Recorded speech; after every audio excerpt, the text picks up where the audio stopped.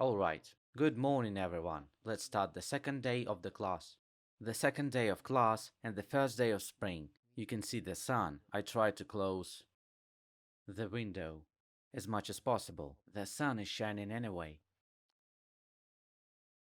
I'm glad that you came to the second class, so I guess you like the first class. I'm looking at the image and enjoying it. Cool studio. Not some webcam, but a cool Sony cam from the last gen. The green screen can be cut out and I can change the background to any taste for esotericists. The back can be changed as if I'm in a monastery. For the seekers of freedom and freelance, I can put Bali or the ocean on the back. Like do as I do. And you will have everything you dream about. For you, for successful people, I should change it to some New York skyscrapers in the back. For this case, I've got a friend who knows about video editing. Is everything okay? Is everyone here? Thank you. Congratulations on the first day of spring. Winter is over. This year we had some unique winter. I don't know about you, but I have a village here and it's like Canada. All winter was like -5, +2. There was a lot of snow, everyday skiing. In general, so awesome. Here we go, right? Are you ready? Okay, who will come later? There still will be video. Although I wanted to start right away,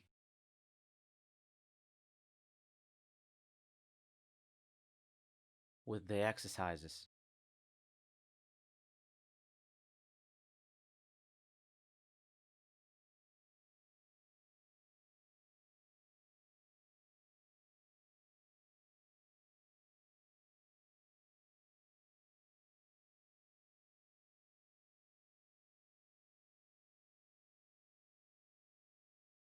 Okay, so here we go. Let's start. So, yesterday we learned about one concept, that it's not really about the exercises, not schools, not religions, let's say, in the context of the implementation of the tasks that are interesting to us, but the essence of the states, in special mental states, in which we live most effectively, that is, relaxation and consciousness. These two states and properties go hand in hand. Consciousness allows us not to fall into a trance, not to be a slave of our emotions, our dreams, our assessments, and as a result, everything that happens around us, we meet without stress. Accordingly, as a consequence, there comes relaxation. In state of relaxation, we allow our body, without straining it with different stresses and nerves, to recover itself. And, after some time, it becomes healthy. From experience, on average, it depends on age, on the initial state of health, and on the degree of illness. I'm very sorry, but I haven't heard of any cases when people with fourth degree cancer, any of the most aggressive and active cancer, just healed. Maybe it's connected with the fact that in this state it's very difficult to relax because sometimes it's easy to advise but it's hard to do some things when a person is on the verge of death and you start telling all kinds of stories about relaxation. It won't help him. He's in a wrong moral state. It happens that the body is so neglected that meditation won't help. You always need a reasonable, wise, golden mean. If a person's hand was cut off by tram, then it's too late to think and meditate on your karma. Why suddenly you find yourself in this place? For what your hand was cut off? But you should rather call an ambulance, sew it up, and do everything you can. Stitch it up. And then, at the stage of, what is it called? Recovery. Then you can use meditation. There are many nuances. Now I don't have the opportunity to tell it in a short version. We will still meet. If it's interesting, then, as we said yesterday, you can buy a full course at a reasonable price and enter our school-wide online group in the Telegram. We'll meet at a retreat. All of this for those who needs it. Now I'm trying to give you only basic knowledge. The exercise that you can start doing. You need to start doing. It's the first and most important basic exercises, 3 of them. These exercises are created so that we can cause certain states of deep relaxation and good consciousness, to be healthy, to have a lot of energy, to recover faster, to be more creative at work, and so on. To go through life, we need energy for everything, and it's spent by stress and disease. Energy is our main resource. There will be energy, there will be health, money, and everything else. It will come later. The main thing is to start with the fact that we need some kind of reserve, of strength. Not some powerless procrastination for life, when you lie down and can't do nothing. You don't want anything, you don't believe in yourself, and so on. I'm sorry that this looks like bragging, but our system is different in that we give practical exercises. We have them. I can tell by myself how I was 15 years ago. And, for example, how I feel now. How good my health is. In general, I am capable of a lot.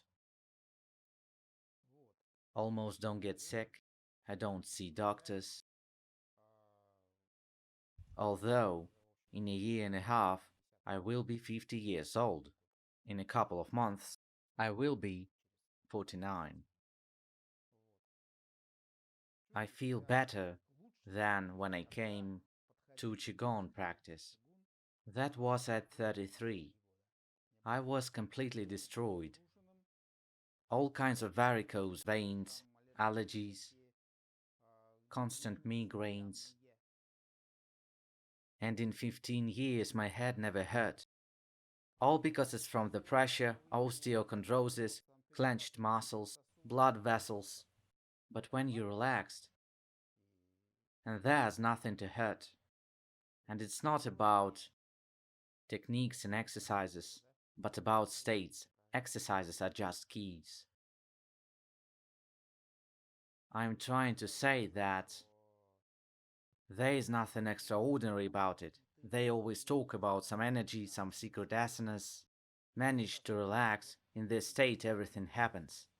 Didn't manage to relax with the help of some exercise and you think, why does this exercise not work? Maybe he did it wrong. Maybe he's a fool. A fool who can't let go of all this fuss, all this anxiety. So we try to do further. The main thing is relaxation. So, yesterday we learned the first exercise, which on the one hand relaxes like any meditation, and we talked about why meditation works like that. So it relaxes. And on the other hand, it works on our physical and chemical energy, hormones, ATP molecules, ferments, and so on. It works for activation and strengthening. The set, compote, soup of all these hormones and these chemicals that make everything live, all our internal chemistry, we call qi, body energy. And everything is great. After a while you will again be like in adolescence hypersexuality, like in transitional age, good tone, joy, desire to live, energy, but we remember what kind of distortions can occur if there is too much energy, too many hormones. The distortions are aggression, categoricalness, unwillingness to listen to anyone, ego, selfishness, me.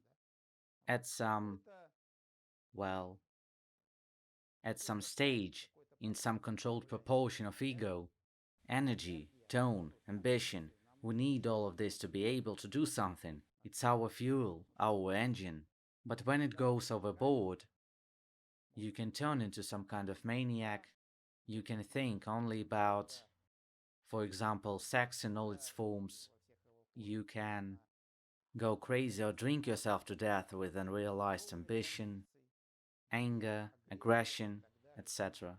Plus, there will be a state when we want it to relax, and there will be excessive nervous hyperactivity. It will start to shake you. On the background of this, there will appear some diseases, gastritis, even cancer. From the position and concept of yin and yang, but let's not concern about it in our classes. Yin and yang is one of the basic concepts of Qigong, Eastern thinking. The concept of opposites, so yang is aggression, excessive activity. When there's too much yang, cancer appears, and cancer is a yang disease. In theory, to treat it, you need more yin, that is to calm down, relax. By the way, from the perspective of this concept, a very high immunity is yang, and reduced immunity is yin. And there are such ways to treat cancer in certain cases, namely a reduction in immunity. There is one such funny way. Some countries use it, some countries laugh at him. Parasites, worms are implanted in the cancer patient. They weaken the immune system, and in some cases the cancer passes. Alright. So what do we do? Let's say you've just started doing an exercise called Yan Qigong, stomach observation. The ancient Taoists, who had a hand to the creation of our school. In China, this is the philosophy, direction, Taoism.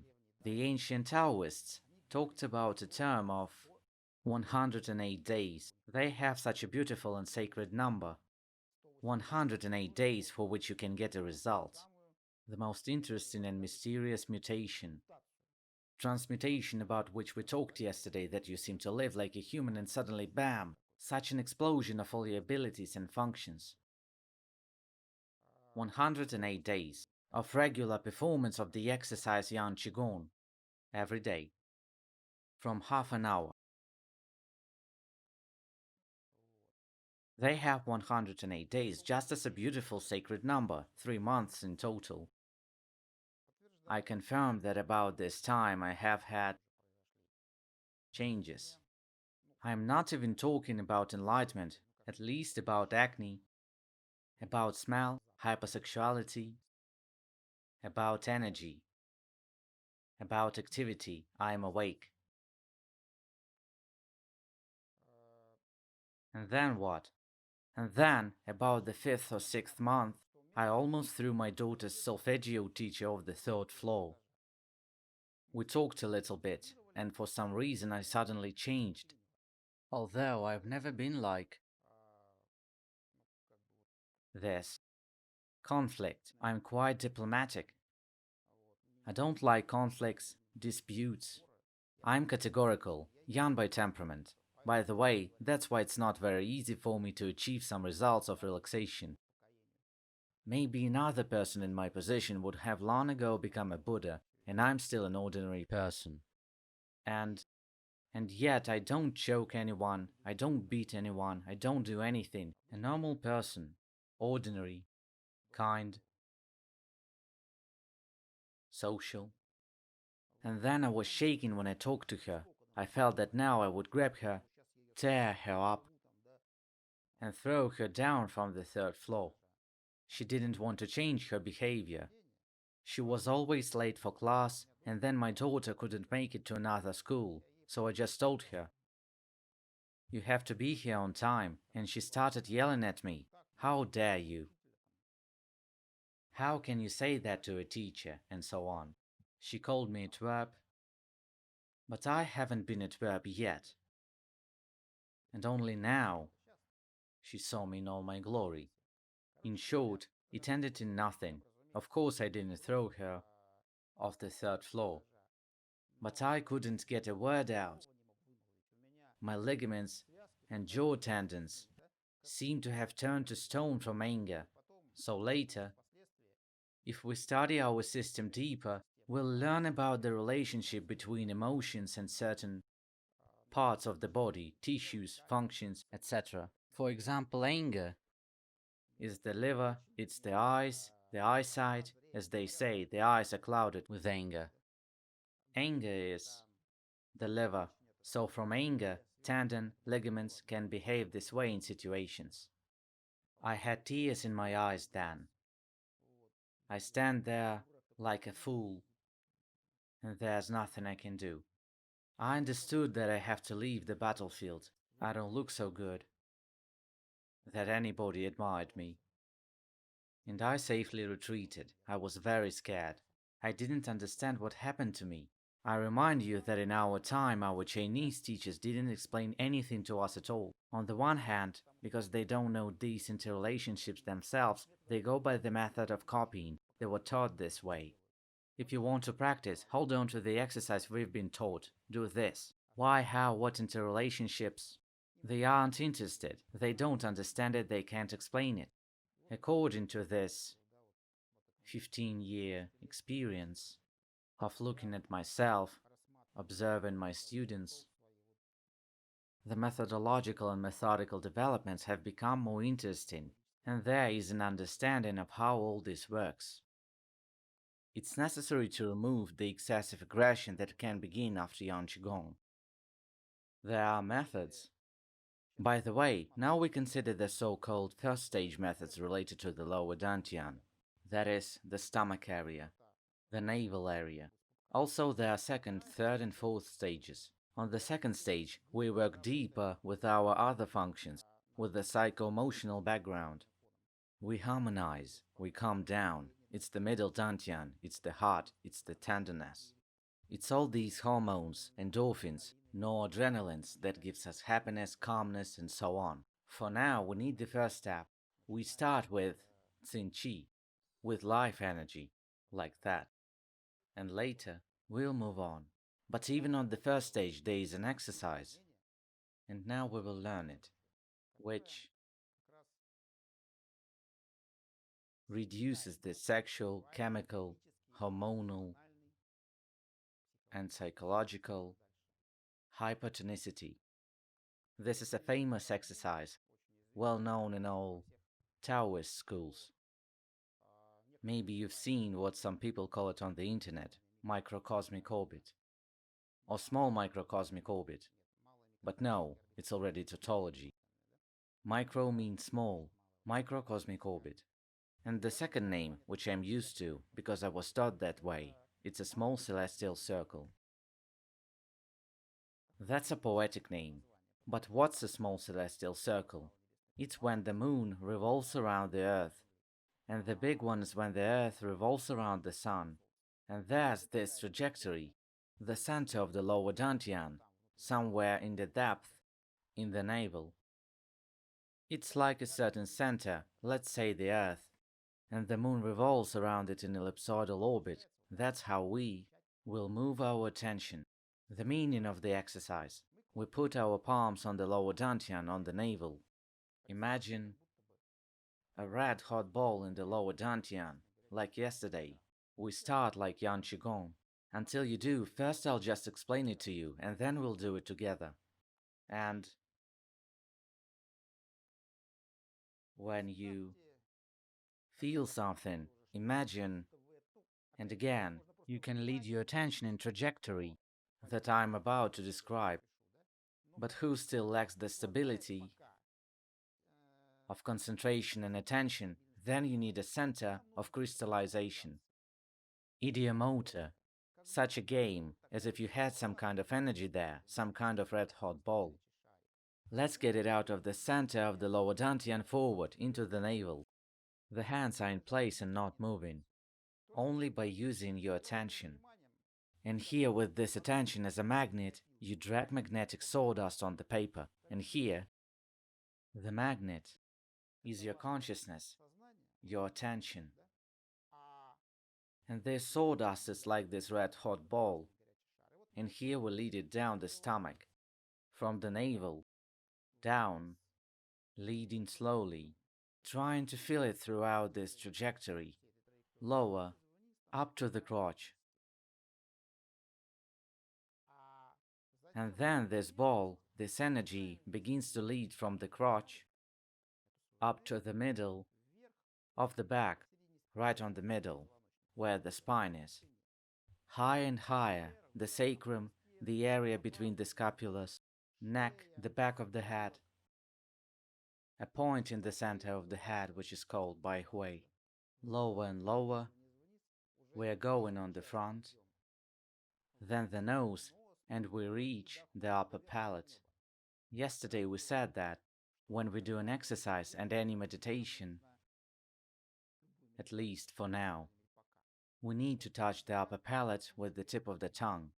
Feel the tip of the tongue. The attention is right there. We took the attention away from the head. It's very important. That's why we need to put the tip of the tongue to the upper palate, to make it easier to take the attention away from the head. While at the beginning, you can't really control your attention and you observe, concentrate from this area for now. You have this habit. But really, why are you concentrating from here? Over time, we'll learn to direct attention from the coccyx to the back of the head. You can observe from ear to heel. It's psychological stuff. Attention, consciousness isn't an organ that is somewhere. It's a function. It's just a habit that we have all the organs of our senses, except palms. Powerful touch organs. All the other are sniffing, taste, vision, ears, all in the area of the head. And when some crisis comes, when we need to pay attention somewhere, we turn our head there, the same crackle in the bushes. We turn the whole head there, attention as if it's right here. It's just a habit, a stereotype. Internal attention isn't connected with some center. But as long as it's connected with the head by habit, you concentrate from here. And so, what can happen? What could possibly happen? Where's attention, there's increased blood circulation, there's blood flow, blood pressure, head can start to hurt. Who has bad blood vessels? Who has, let's say, small diameter of the vessels? They are hard, fragile, all kinds of cholesterol plaques, layers. Who is nervous? There can be quite serious flutter of blood vessels and muscles. It's all from nerves. And the pressure increases, blood pressure in the blood vessels, bam, and eruption in the brain, the destruction of blood vessels, stroke, etc. So you need to concentrate very gently. I think it's there, I think it's not there. We talked about it. So we are only working with the lower dantian, and with the middle, and especially with the upper dantian, which is in the head area, we're not working yet. Only in a couple of years it's possible, when everything is already relaxed, worked out, perfect health, perfect attention control. For now, try to pass the head calmly, gently, softly, and to draw attention away from there faster. And the feeling of the tip of the tongue is helpful in this. You feel it, and it's pressed to the upper palate, to the root of the tongue. Let the attention lower, to the lower dantian.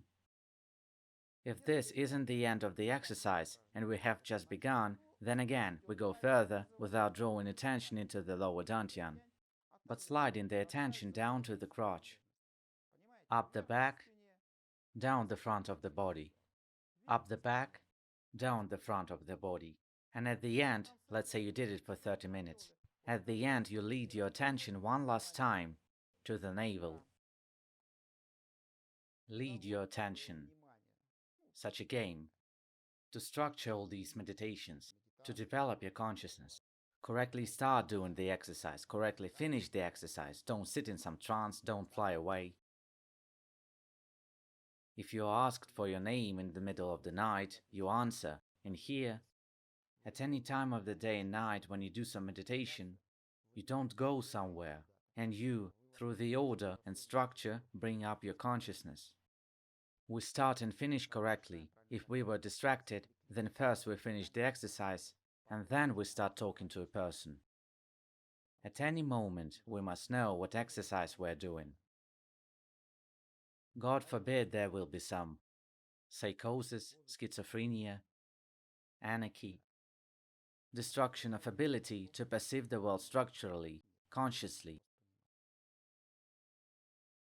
flights to the astral, exit of the soul, voices, meetings and contacts with some super beings and entities.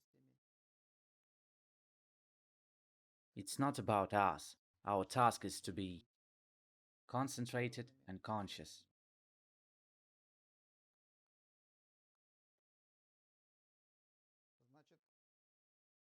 So, finish correctly. Lead chi through the navel to the lower dantian. Imagine again a red hot ball. For 5, 7, 8 seconds you can observe it a little. The lower dantian. For what? So that just in case if during this exercise the pressure is raised, to gently lower it into the lower dantian, it's safe there. Raising the pressure in the head is dangerous. We even have ways with meditation to control the pressure, but this is the topic of extended seminar. And then, imagine that you squeeze this ball to the dot. Once again, in short, how we do this exercise, the small celestial circle. We put our palms on. I'm sorry to show you all this in a sit-in version, but in our channel in the Telegram, I'll upload all the exercises in full format, where I'm standing, where you can fully see everything. So, let's say the navel is here, down there. Women put their right palm on the center of the lower dantian, left from above. Men on the contrary, left from below, right from above. Put them on the navel. Same in Yan Qigong, in yesterday's exercise, so is today. Briefly, we imagine a red-hot ball, observe it a little bit in the lower dantian, take it out into the navel, and start gently and smoothly, as if we move, shift the attention with the consciousness down into the crotch, and then up the back. Now I am telling you quickly to save time, and when we do the exercise you can do it slowly. Down in the front of the body, then up. In general, these two parts of the body, if to speak in Chinese terms, in terms of channels and meridians, these are two meridians, two energy channels. One channel which in front is called Ren Mai. It begins on the lower jaw, where the tongue is, goes along the front of the body and ends in the crotch. There is the so-called biological active point, Hui Yin, and from this point begins the rear middle channel, Du Mai. It goes behind the back, in the middle, reaches the point of Bai Hui in the middle of the head and partly goes a little in the front, and ends in the upper palate.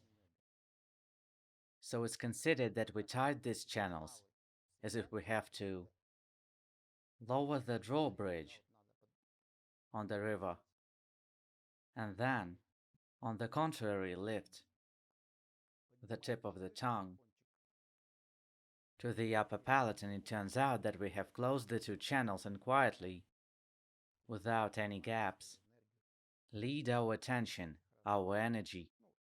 I specify, at the beginning of the exercise we lift the tip of the tongue to the upper palate and hold it this way to the end.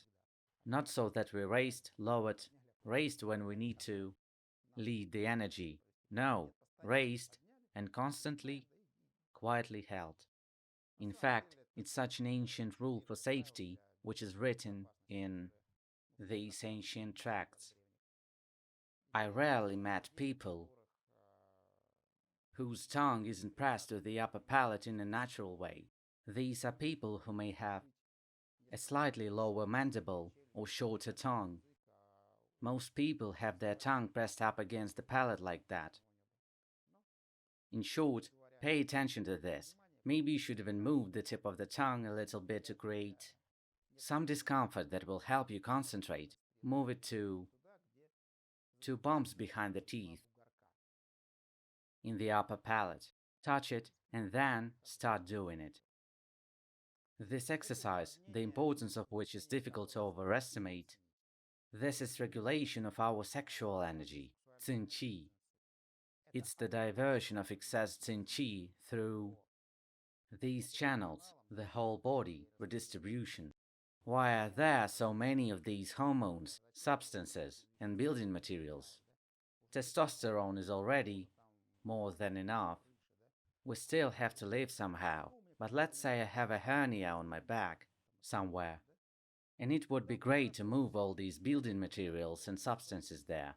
In this way, we help the body by moving all its, roughly speaking, energy, resource throughout the body. It knows where the shortage is.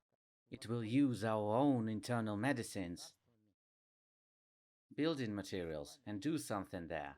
It will clean the blood vessels, satiate the brain, the cardiovascular system on this trajectory, something below, etc. There's a lot of important things on this trajectory.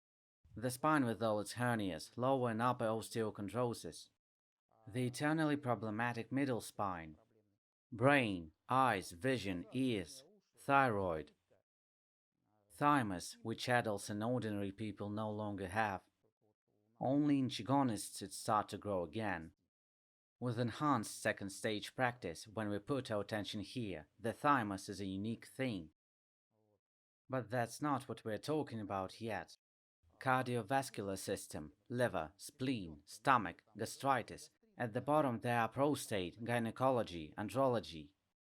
I'll say it again, the importance of this trajectory can't be overestimated. Where we direct our attention, and where attention, there is blood circulation, and our blood is no longer simple. That's the case with an ordinary person, just because he led the attention to his finger or some organ. Ordinary human self-recovery. And we're already like vampires, we have different blood, and we're positive vampires. After 3 months of Yang Qigong practice, the blood of Qigonist is the blood of a mutant.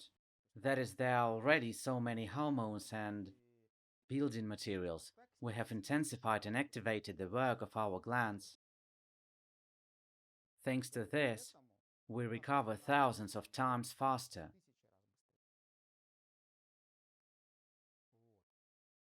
That is why we don't get sick, we're healthier, younger, more active, etc. Now, a small celestial circle exercise helps us to distribute this super mega blood, super mega energy throughout the body. All migraines, osteochondrosis, pressure problems will go away.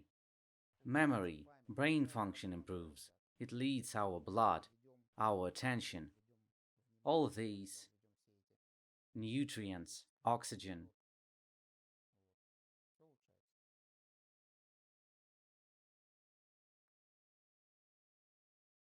For women, there can be such a moment as work with the face. It's such topics like gymnastics for the face. You stretch all these muscles, it gets younger. Yes, probably. But even in this exercise, when we lead attention here, in this area, all the hormones, collagen is produced. Accordingly, in this area, it gets better. The growth hormone is what rejuvenates the skin and also relaxes the muscles of the face. If you look at acupuncture atlas, there are thousands and thousands of small gnats on the face in this area, like a spider web, small channels. In this metaphysical and worldview concept, the Chinese have tried to say, for example, what we know from conventional Western medicine. If you look at an atlas of muscles and ligaments, what a huge number of muscles are here. There are a lot of muscles in the palm, and a lot of muscles here that are responsible for our facial expressions and grimaces. They are all overstretched, and there, from our stresses, energy doesn't pass. I mean blood. I'll talk about energy with esotericists. Blood, nutrients, vision. Even it's often bad just because our eyes aren't satiated enough. Let's relax all muscles, increase blood flow with the help of small celestial circle exercise. And finally, when we enter a quiet relaxed state, everything starts to flow properly. Everything is done properly. That's the exercise. If something unclear, ask the question in Telegram.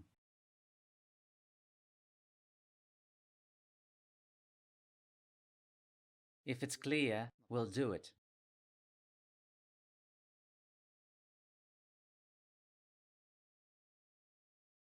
Let's wait a few minutes.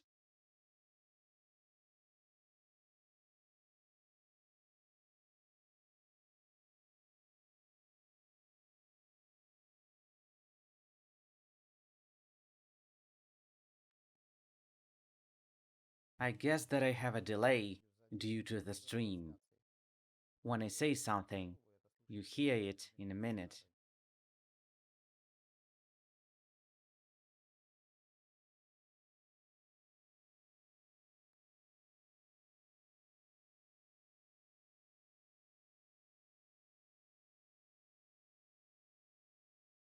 If there are no questions, write about it too, so that I understand that everything is fine, that you heard my question, and we can start the exercise quickly.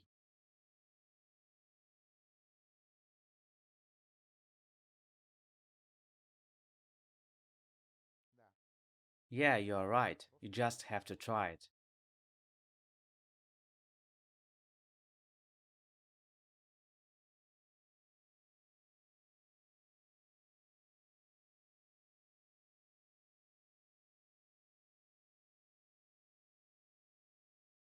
Okay, then let's get started. Put your hands, palms on the navel. For men, left hand on the bottom, right hand on the top. For women, right hand on the bottom, left hand on the top. That's gender inequality. Sometimes they ask me, what happens if you put your hands on the opposite? I don't know, I didn't check. There's a risk of a change of sexual orientation.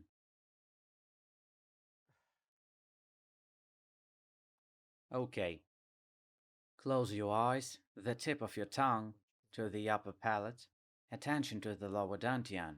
Imagine there is a red hot ball, once presented and forgotten, and then attention and the feeling of I think it's there, I think it's not there. Now it's not a ball. If there are any feelings, as if something is there, and this something is warm, maybe some color, move it to the navel.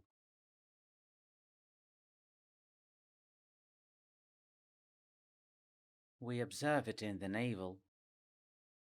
The further you do this exercise, the better the feeling will be. Now the feeling will slip. Somewhere you feel, somewhere you don't. It's possible that you don't feel anything for now. Maybe this exercise will be very difficult for you because examining your body with the help of attention is so far unfamiliar, as if to scan along the trajectory of a small celestial circle.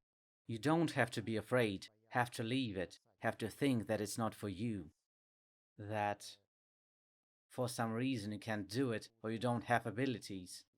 We are all, more or less, the same. To make this exercise work, you need to do it for some time every day, regularly, for several months. It's worth it. And now, gently, we lower our chi. We'll call it like that. Chi is a resource, including attention, blood, ideomotor skills, some of our physical and chemical energies, our entire resource. Where attention, there's a resource of attention. Where the blood, there's a resource of nutrients. Where our chi, Tsin Chi, is our biochemistry, and all this is concentrated in the place that we highlight with our attention, so the nervous system reacts. And it concentrates there the entire resource of our body. The nervous system thinks, geez, yesterday something happened to my master's finger. He started looking at it. Today something happened to the navel. And now we're shocking the nervous system. Problems in all the small celestial circle. Let's start. Slowly moving down. The nervous system led there its so-called tentacles. Nerve endings. Starts to help, do everything. Now down, in the crotch. Up the back of the body.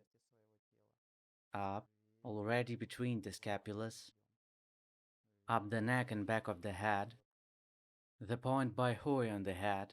Down on the forehead, the tip of the tongue, the upper palate, tongue. Quickly draw your attention. Down, chest, stomach, lower, crotch, up,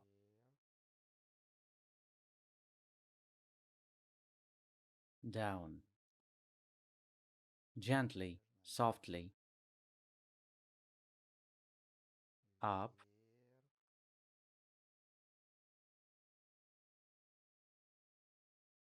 down,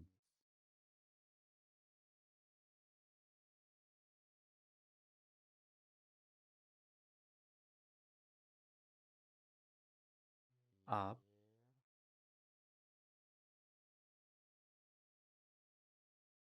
down. Don't chase the feeling. If there's something, good. If there isn't, so what? Up. The very process of observation is important. Attention control. That's what Qigong is. Down,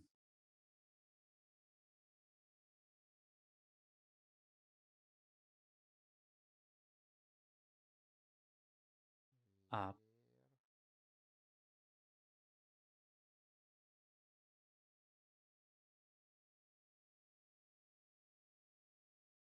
down,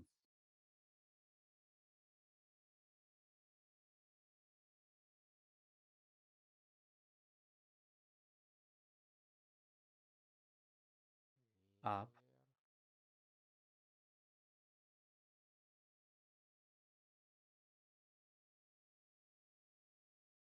down,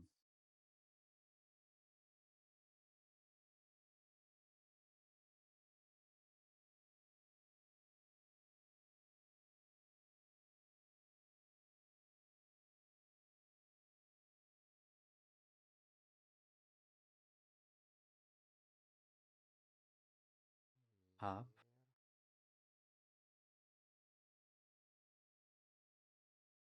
down,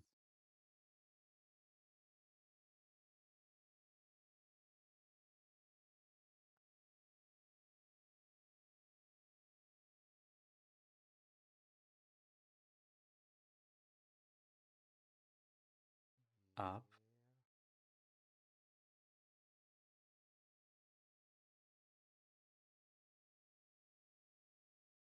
down,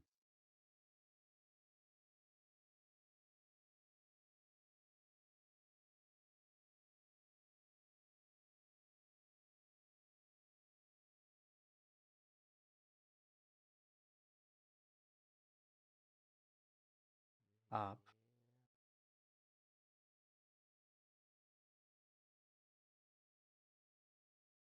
down,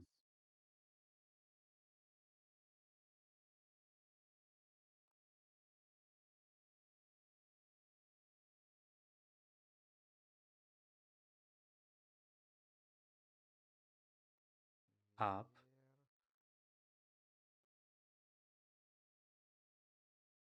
down,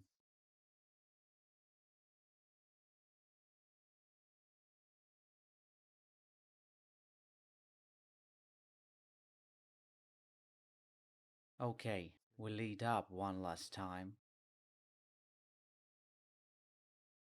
Now lower down to the navel. Feel and imagine that your ball in the navel. Lead the ball in the lower dantian deep into the center of the stomach. Imagine a red hot ball. Squeeze it to the dot. Smoothly finish the exercise. Move your fingers, toes, stretch a little. And after that, be sure to do the final exercises yesterday. Full clap massage, palms, face, head, ears and so on, as yesterday. Now we won't do it to save time at our mini seminar, and we didn't sit for long. But in general, if you do an exercise for 30 minutes or more, then, by the way, clap your head if you have any heaviness. Clap, rub your ears, face, head. In general, if you do these exercises, meditations for a long time, then you need to slowly, gradually get out of them. Psyche doesn't like sharp transitions. It's stress after all. Come out of meditation and enter it smoothly. If you do some physical training, which is very good and healthy, then between physical and meditative training should be an interval for 40 minutes at least.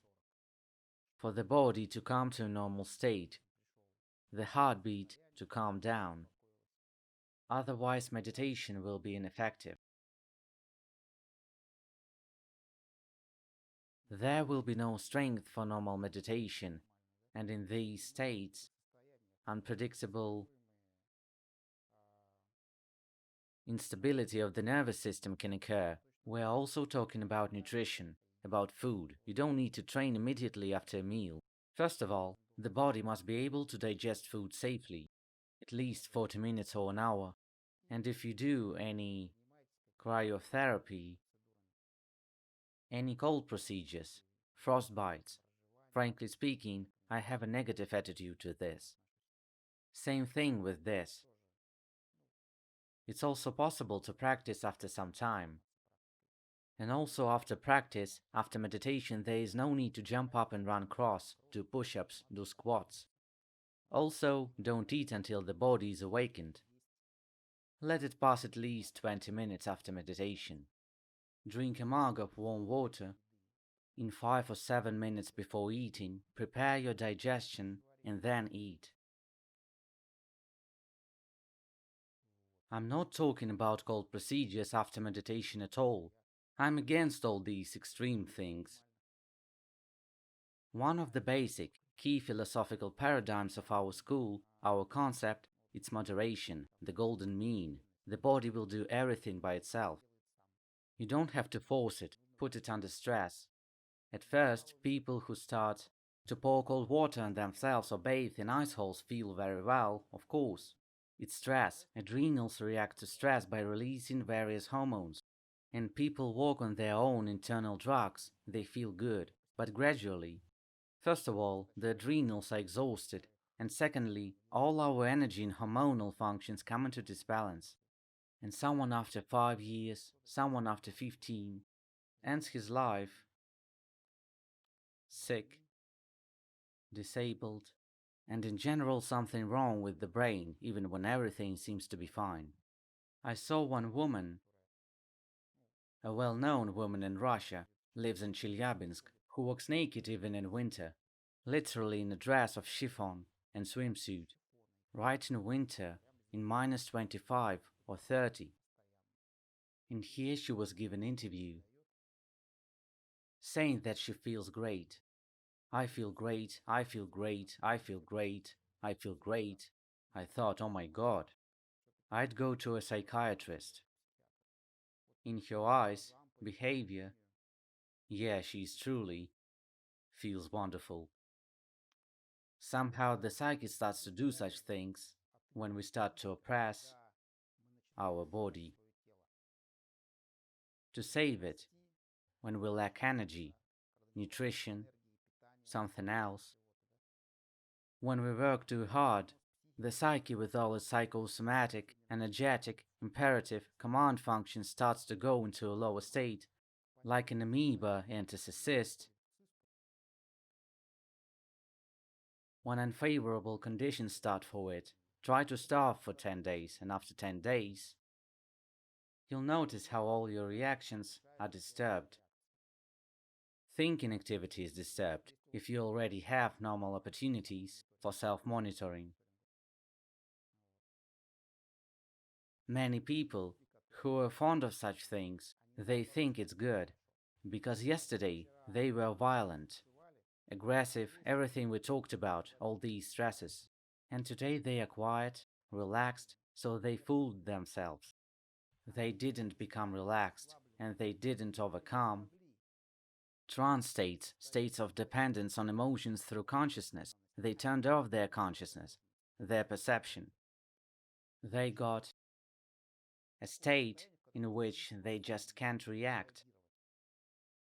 We're talking about how we should be able to choose the reaction, modulate it, the power of our own will, the force, the quality, the direction, to be the masters of our psyche, and they just turned it off. We're talking about turning it on. That is, starving, fasting, all the exhaustion of your body in any way. It's not right. Just like this cryotherapy, these mushrooms, psychedelic drugs, LSD, and so on. It's just a way of distorting your perception. Yesterday we saw one thing with our perception, today we see some other green people, and it seems to us that we have entered a spiritual, subtle world.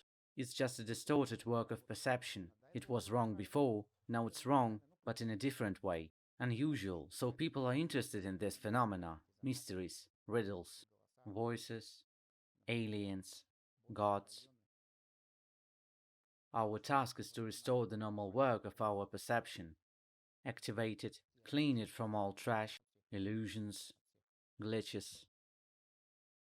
This is the way. I'm afraid to say this word again in our community. For example, with esotericists in this regard, it's easier. You tell them enlightenment and all of them, whoa, as if someone understands something about it. In fact, of course, nobody understands anything.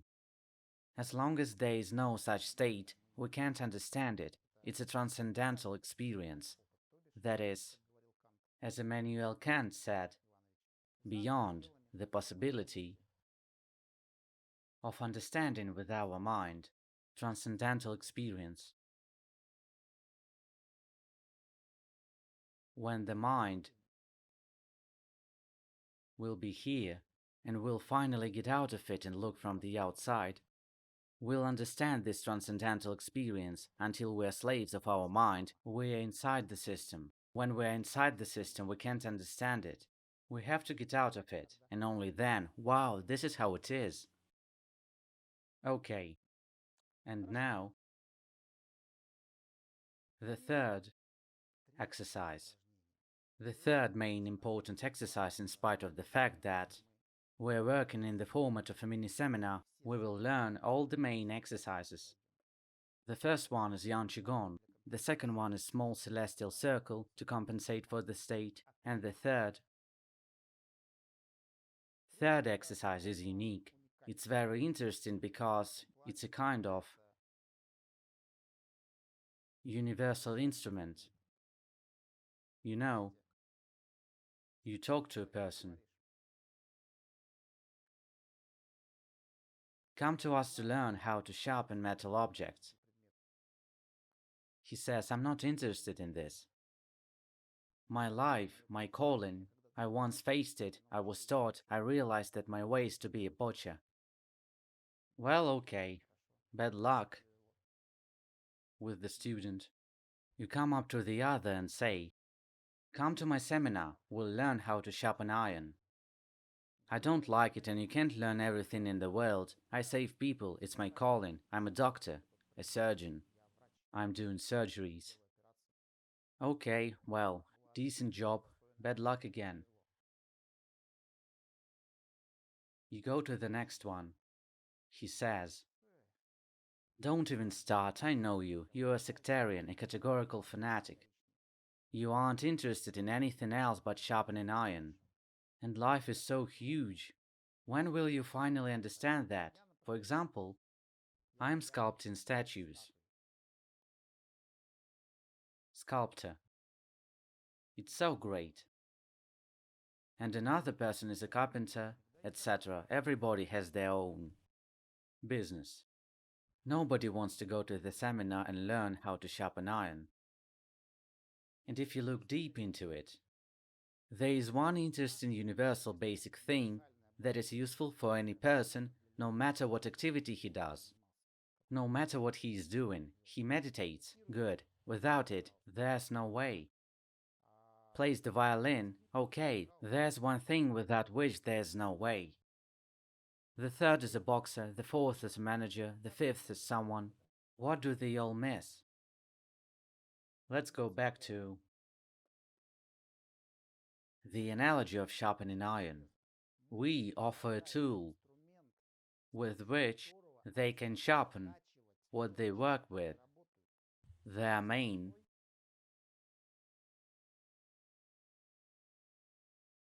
means of production. You sculpt statues. Great. Come to us. We'll teach you how to sharpen your cutter, with which you will better do your job. You are a surgeon who cuts people. Come to us. You have a blunt scalpel. We'll teach you how to sharpen this scalpel. Do you understand?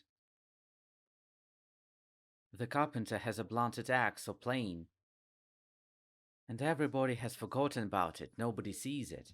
By habit, in the old-fashioned way they work in the fog. It's about that. We are a universal system that can be useful to any person, whatever he works with. We offer a person to learn how to sharpen his main tool, his perception, consciousness, his attention, it's all synonyms. And then, with the help of your consciousness and attention, do what you want. You will become more sensitive, more interesting. Muse will come to you. You will control its coming, not so you drink until it comes. You wonder when it comes, and it came 5 years later, and at that time you were drunk. And here, we ourselves from our subconscious, as fishermen catches fish from the river with the help of attention, because attention is like a spotlight, like a recorder, a locator in which everything happens. With this spotlight, we can illuminate the waters of the river of our subconscious in which everything in the world is there. Catch our own fish, our inspiration, our new abilities, anything. Schizophrenics, schizoterics, psychics, which we don't like in our school, they have different way. So there's a way of masters, of enlightened, and there is a way of schizoterics and psychics. They are guided by the subconscious. Remember yesterday we talked about proper integration. When master is in the house, when master left the house. So this is the wrong integration on the subconscious side. All these schizoterics and psychics, they are as simple and ordinary as everybody else, but they have an even more active and uncontrollable subconscious, from which these fish from this river, all this information, abilities, prophecies, revelations, are appearing on their own will today. Today they appear, tomorrow they don't. And we need them now. But there are none. A person hasn't learned how to work with this river. The river do whatever it wants. The uncontrolled split personality. Some information covers the person with the hat and he feels like a Napoleon. Sometimes there is something right, something good. Some right information, for example, the famous Wenger. How did she finish? She was actually being treated. Of course, she was mentally ill. She had a doctors who watched her. And of course, in terms of health, she was completely destroyed. This is the mandatory way of all schizoterics and psychics, the way of the unconsciousness from the river. Its unrestrained, agitated, uncontrollable nervous system and psyche, which sometimes gives us some revelation, sometimes gives us lie or is silent at all. We don't control it. as the famous Cassandra, Trojan prophetess, daughter of King Priam. A couple of times she said that something was going to happen. She was wrong, and it didn't happen, but she thought that she had a specific vision. They stopped believing her, and when she said to leave Troy, Troy will fall, I see Greek ships sailing. After the siege, Troy will be taken, they didn't believe her. It's hard to believe someone who lied once. Indeed, how can you believe yourself and your images? Let's forget about psychics and schizophrenics. Our most important task is to work on ourselves. Which way should we choose? For myself, I chose not the path of esoterics and psychics, but the path of nurturing my consciousness. The path in which not a river begins to flow into us, but we, calmed down, became very active. We lighted with spotlights. All the darkness that interests us, the same river or something else, we saw everything we needed. Stable, properly, clearly, all that is necessary for ourselves. Full control. That is what is real. Even if not spiritual, but mental development. We won't talk about spiritual development in this seminar. It's assumed that no one needs it. But we'll make a closed third part for those who are suddenly interested. And what do we mean by spiritual development? Religion, God, does he even exist? If so, what is he like, at least according to our hypothetical idea of that? Then of course nobody knows, because it's all transcendental. But as a philosophy, it's interesting. You know, such a bottomless path. We'll make ourselves healthy, and then what? We'll get an active mind, an active consciousness. It will be great. We'll control ourselves, we'll have good emotional intelligence, so we'll have a good job, money, relationships in the family. Everybody needs a sharpened tool. We give it with these practices. And then what? We're going to die anyway. And philosophy is necessary here. Let it be the third part of our video. You don't need to attend this class. I'll put it in the Telegram. Who will be interested, check it out. And in the beginning, normal people can actually be scared away by such conversations, so let's not talk about it. So, the third exercise. It's so interesting, it gives sharpening, activity to our consciousness. We say that meditation is a state of increased consciousness. Let us sit, let us concentrate, and what do we see? We see that a beginner does this. He sits, and then falls asleep, begins to fall from a chair. At that moment he comes to his senses, and all the time he falls asleep. Something like that. Such a meditation. In general, a huge number of people are doing it while lying down, which is even worse. They are constantly in low consciousness, light trance states. It's wrong.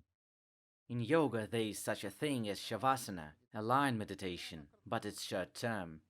You have to lie down for a few minutes and that's it. You can't lie down longer. It's not a pose for long meditations. Of course, there is so-called yoga nidra. It's lying practice when the instructor relaxes a person in a special way, but the voice of the instructor always wakes up. If it's the right school and the right instructor, he always wakes up. His client, student. Don't sleep, don't sleep. Attention, we're aware, and he leads his practice.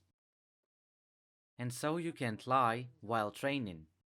Sitting meditation is more active and correct. While sitting, it's harder to fall asleep, although it's possible to notice that low active states are still coming. There are conditions that activate the sympathetic function of the nervous system much more. These are uncomfortable standing poses. We meditate in them. Why? Firstly, in order to develop a more active consciousness. in ourselves, this sharpener of our instrument, our consciousness, to make it active.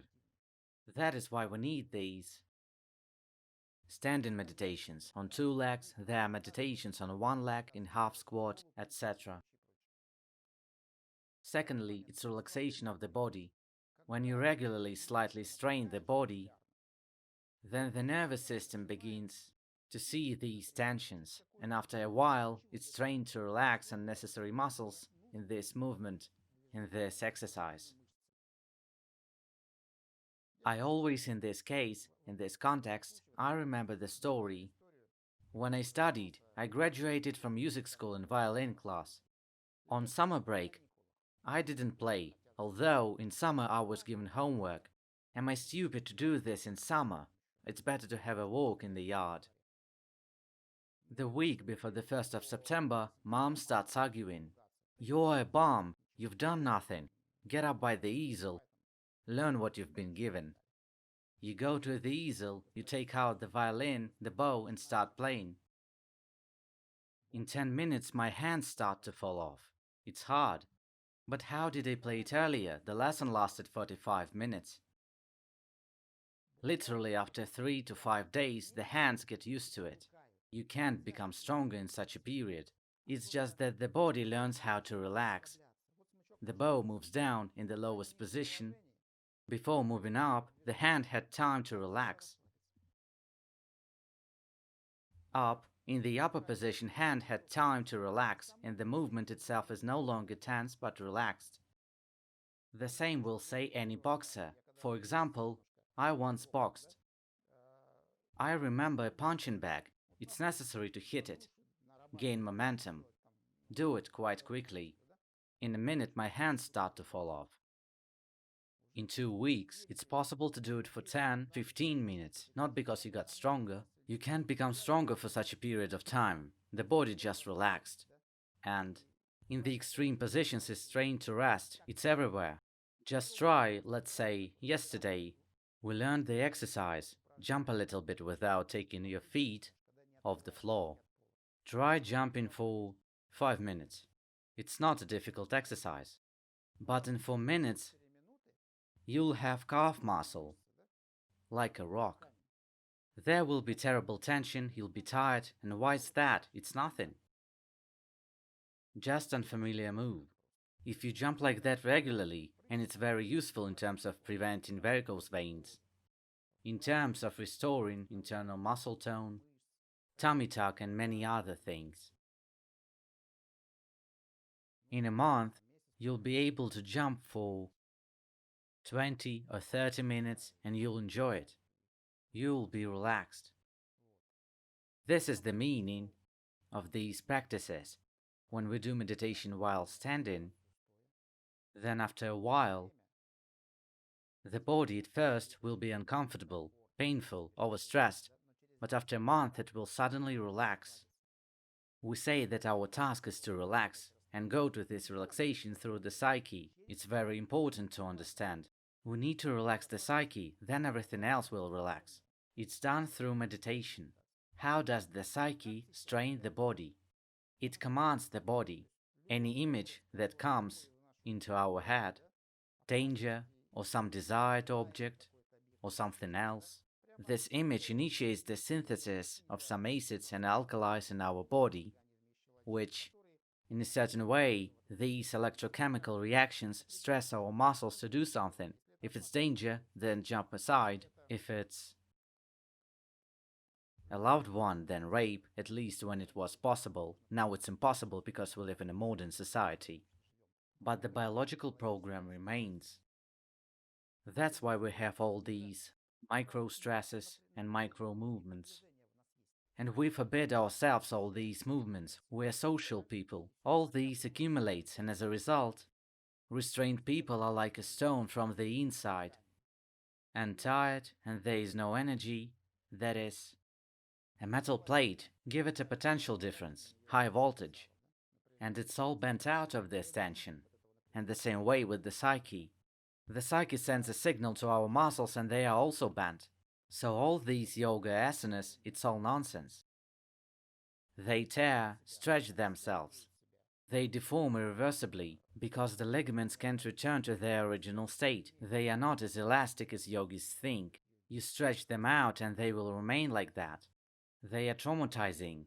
Yogi has 10, 15 years of experience. He's all in some hernias. They are all sick, including their trainers. All the famous yogis and gurus, they are all crippled and disabled. People just don't talk about it. I have talked to them, and moreover, they can, for example, sit in the Padmasana lotus pose, ideal pose for meditation. Unique stretch. Let's say at my seminar they sit not on a chair, but in the lotus pose. But they achieve this pose not by relaxing muscles and ligaments, but by torturing themselves. Injuries, etc., inside they are still tense. And after 10 minutes they try to get out of this pose in a convulsion. While the right practice, when you are completely relaxed, the muscles are elastic, ligaments are long, naturally long as they need. Hip joint opened, set in the lotus pose, start meditating, absolutely quiet, absolutely calm. And so on for 5 days. After 5 days you get out of the pose and you don't even have to stretch. It's possible. It's the criteria that a person has really progressed in his psyche.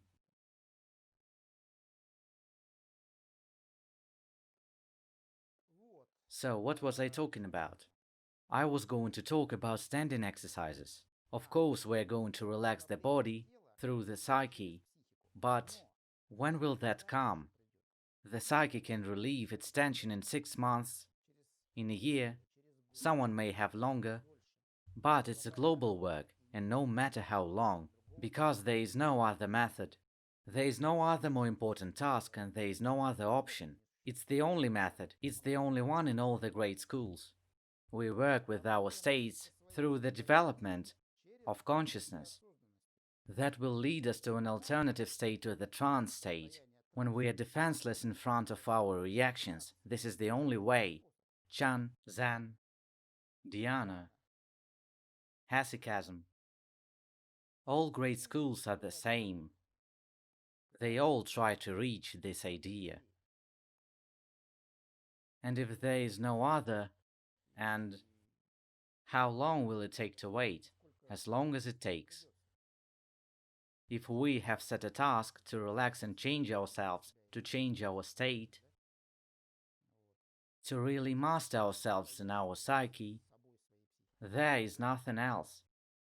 Okay, but as an assistance to this task, to remove the physical stress from yourself, you can quickly get rid of it with the help of physical training. For example, standing meditation, and after some time, a week, 2, 3, a month passes, you will be enraged in these standing meditations. And suddenly you'll feel relaxation. Like me when I was doing violin or boxing, like any person who started jumping on the rope. After 2 or 3 weeks, suddenly, yesterday he couldn't jump for 5 minutes, today he can jump for 30. The body is relaxed, it learned to relax. This is the second moment, the second benefit of the tree. Quick relaxation of the body, and the first one is the hardening of our meditative ability. Because while standing you won't fall asleep. Standing is a more active posture. This is the meaning of the tree, if you don't talk about spiritual practice and all esotericism. There is another section. Uniting yourself with the whole world, the roots, the crown, all the energies of the world within you, your one being, and blah blah blah. That is such a spiritual, esoteric conception. That is, we are all one whole, we just have dreams, in which we live in different hypostases. And return ourselves to a single being again and wake up is the task of spiritual practice, it's in short. And the image of a tree, when you imagine that you have roots in the crown in the sky, and you unite with this crown and roots, the sky, the earth, the whole world, all mankind, in a single being. This is a little reprogramming of ourselves. The idea is that we mistakenly perceive the world as if we are not one single being. And the right vision will come when we finally relax and the consciousness suddenly unfolds and we're like, whoa, this is how it is. But you can try a different way, reprogramming your perception, representing yourself as a single being. But it's still in short, you don't have to think about it. The first two things are enough. Thanks to standing practices, we improve our meditative skills. This exercise will be standing. It's called the big tree. Now I'll tell you and show you, and the relaxation of the body. It happens quite quickly.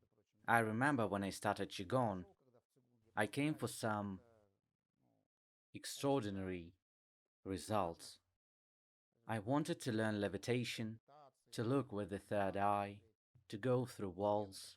But the first thing that happened was that 2 months later I woke up in the morning and felt something unusual, some strange condition, something that hadn't happened for a long time, maybe 7 or 10 years before that. I saw that my body didn't hurt, and by that time, in the last 5 or 10 years of my life before Qigong practice, my body always hurt from tension and spasmodic muscles. I remember going to the doctor and he answered, "It's the nerves, you have to go on vacation." And at that time I was rather problematic entrepreneur. So I have a lot of debts, a lot of responsibilities, what vacation? Nerves all around. That's when I started to have varicose veins.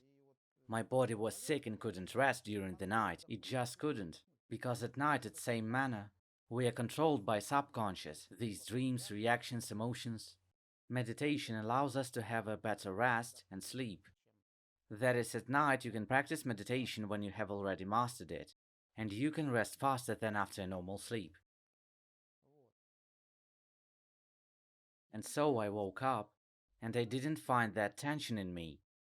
I got up and my body was soft. I haven't felt that way since childhood, when we were jumping in the street over puddles, and trying to jump as high as you can as if flying.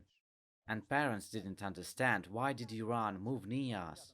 And you want to run down this street, same here. I woke up in the morning and I wanted to fly, I wanted to jump all over the house.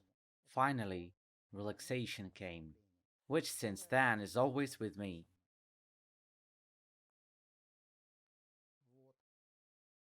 It's such an exercise, big tree. So, how do we do it? The general view of how I'm standing, I'll send it to Telegram chat. Now I'll just tell you. Try to do it right now. Just do as I say, and if it doesn't work, write to me in Telegram. Stand up. Just stand up. Hands hanging freely along the body. Legs, I mean feet, parallel to each other.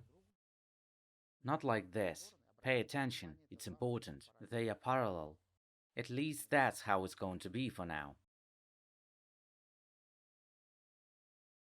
These dots, dimples here, under the clavicles, if you draw perpendicular lines from them, then they should come right into our feet. Let's say here's your foot. Here's the center. This is the point where the line should come. Most likely you've moved your feet too wide. Make the distance shorter. Under the shoulders. When they say put your feet on the width of your shoulders, usually you put it wider. One of my yoga teachers, which I don't like now, back then when I was interested in it, liked to say such a beautiful and funny phrase. You are too conceited about the width of your shoulders. Make the distance between your feet shorter. The legs in your knees are a little bit bent, just a little. If you stand straight, there will be muscle squeezing. They won't relax, they are tense. Blood circulation is getting worse. There may be injuries afterwards.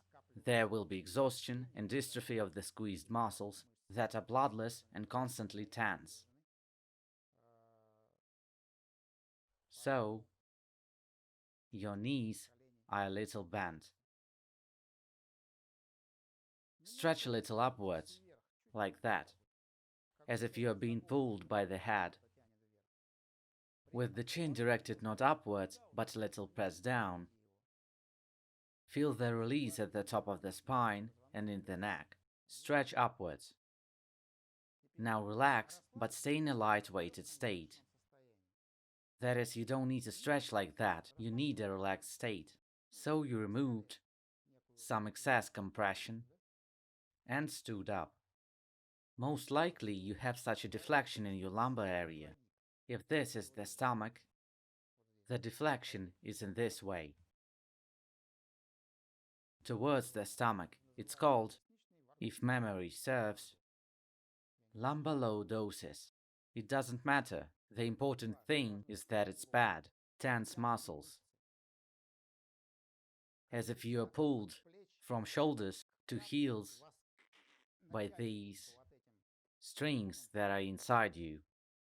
To remove this tension now, it will eventually go away by itself when you become enlightened.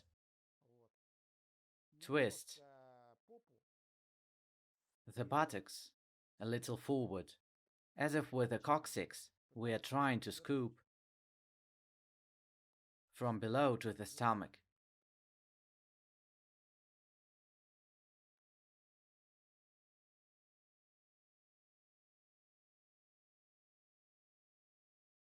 A bit, to remove this deflection, and with the right execution, there will be a sense of relaxation. Something like, here's our hip apparatus. On left and right side of it are spherical hip joints, from which then comes the shin bones. Do you understand? Let's say these are buttocks. Buttocks are looking at you. Anus from the back side, genitals from the front side. And these spherical joints as if twisting them in this direction. Due to this, coccyx slightly rotates. A little, not much. Feet feel the surface. Legs in the knees are a little bent. Buttocks slightly turned. Coccyx looking down. Lumbar lordosis removed. A little stretched up. Relaxed. Chin is pressed down. Not fully pressed, so that the head is straight. Sometimes they say that it's like when you are being hooked and hung by the back of your head, as if a Christmas toy on the tree. The tip of the tongue to the upper palate. And now slightly raise your hands. Raise them so that here's your navel. Raise your hands so that your palms will look at the navel. Your fingers look towards each other, not down, not up, towards each other. That's how we stand. Elbows slightly to the sides, armpits slightly opened. Don't need to open them wide, a little. If you open them wide, then it will be difficult to stand. Slightly, as if you have ping pong balls under your armpits. They need to be slightly open. This posture and all these nuances are needed to relax properly, so that the energy and blood circulates properly, and in a certain way the body relaxes better.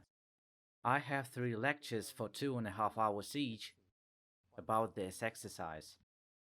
So now I can't explain in detail what and why, but I showed you correctly. Back then nobody explained anything to us at all. They said just stand up and do the exercise for 30 minutes. So don't worry, what I said earlier would be enough to do it right. For now, there's no some motivational answers and understanding. What am I going to suffer for now and so on? Briefly, I said the main points, and there is still a lot of other things. It's not that important. It's for people who are nerds and want to know everything. If you want to be healthy and cool, then just go ahead and do it. There are people who have read a lot of everything and know a lot but don't do it. As a result, they were fools and remain so. What good is that they know what all the Chinese channels, meridians, dots, exercise, etc. are called? But there were such unique saints and enlightened super people who couldn't even read. The main thing is to do it. Qigong isn't a philosophy. Our practice, it's. I've already said it's tautology, but it's literally practice. You just need to do it. Go on and do it every day. It's very simple. You need literally 1 square meter and an hour of time per day. It's important. But the other 23 hours of a day will be transformed. They will be filled with a completely different quality. The quality of your life will change. So, in my opinion, it's worth it. After all, you can save time on sleeping because in 6 months you will sleep less. Pay attention not to raise your shoulders up. When during the exercise you see, feel some pain and tension here, then pay attention. Maybe you need to lower your shoulders. It just accumulates. All sorts of thoughts, reactions will start. I've been put in a tree, jerk, scum, I feel bad. It all will express in form of muscle tension. Observe, relax, and stand further. What to do during this exercise? It's meditation. Meditation is observation. Where is the object of observation? There are several ways to do this exercise in terms of objects to observe, but for now, in order to continue the evolution of the transformation of our Qin Qi, I recommend to make the object of observation our lower dantian, but no longer is concentrated as in the very first exercise that we learned, Yan Qigong, stomach observation. And we do it in passing, for this we do so. You are standing as I put you up. Stand up again. Feet, legs a little bent in the knees. Pelvis turned, lordosis removed, this deflection. We do everything that I said earlier. The top of the head is hung, relaxed, chin removed, tip of the tongue to the upper palate, hands, palms, navel. Imagine as if you had this whole area between your hands, that is the area between your hands and stomach, as if you were holding a big ball.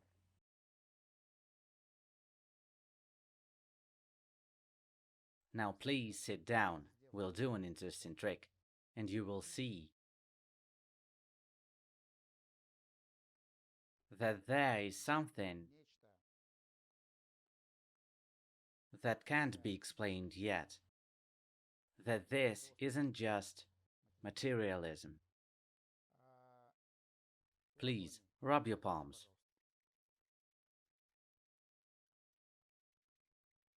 I will help you with my consciousness and energies at a distance. Rub them good. Make your palms warm. Okay, shake them. Shake them so that they rest. Rub them again. You can even clap. Rub them again. Relax them. Okay. And now, make your palms like this. Imagine that between your palms, you have an energy ball, and your energy is gathered there. You can close your eyes or just relax, but attention is here, in this area. Imagine that the ball gets a little bigger and you expand it with your hands a little, and then squeeze it a little smaller. Who will be watching this video, do the same thing. Bigger, smaller, bigger, smaller, bigger, smaller, bigger, smaller. Are there any feelings? The idea is that they should be. Everyone can have different feelings. Some fullness here, a slight burning, tingling, resistance of something. Almost all people can have some feelings at once.